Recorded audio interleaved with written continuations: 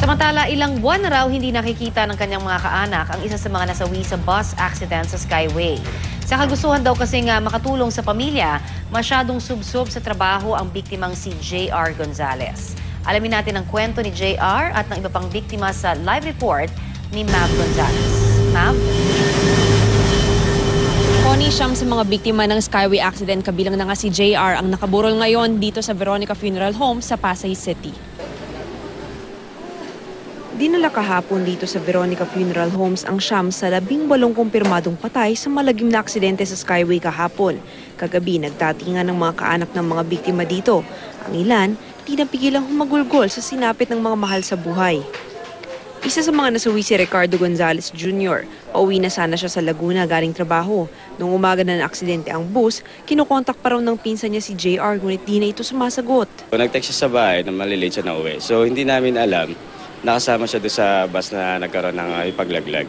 Madilim na yung gabi, so hanggang ngayon, nag-decide na kaming hanapin yung pinsan namin. So pumapasok na sa isip namin yung sa bus.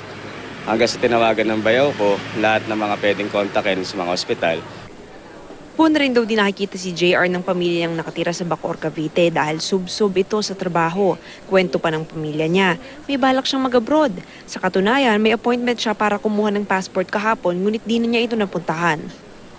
Isa pa sa mga biktima si Roberto Bautista. Papasok siya sa trabaho sa Laguna. Sa Alawang lang dapat siya bababa dahil may shuttle sila pero di na rin siya umabot doon. Ang tatlo pang nasawi na narito ay sina Arnold Heminos, dating barangay captain sa Bohol.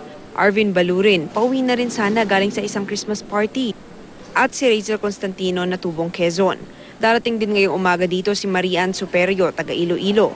Ayon sa may-ari ng punerarya, inaasikaso naman ng bus company ang mga biktima at pinangakong sasagutin ang gastusin sa burol at libing. May isang representative din ang Don Mariano Bus Company na nasa punerarya lang para tumulong sa mga pamilya.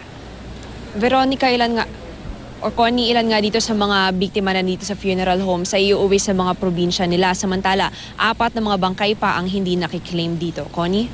Maraming salamat, Mav Gonzales.